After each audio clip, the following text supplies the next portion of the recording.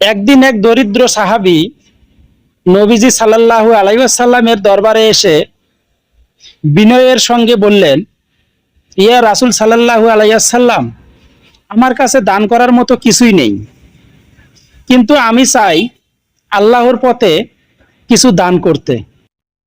আমি কি করব? নবী করিম সাল্লাল্লাহু আলাইহি ওয়াসাল্লাম স্নেহ ভরে মৃদু হেসে বললেন, প্রত্যেক সৎ কাজেই সাদাকা। হাসি মুখে কারো সঙ্গে কথা বলা সাদাকা, ভালো কথা বলাও সাদাকা, অন্যকে উপদেশ দেওয়াও সাদাকা, এমনকি কারো জন্য দোয়া করাও সাদাকা। সাহাবীর মুখ আনন্দে উজ্জ্বল হয়ে উঠল।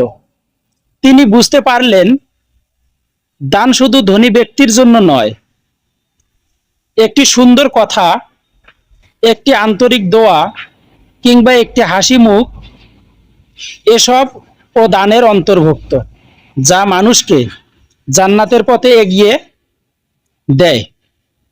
সহিহ বুখারী 1009।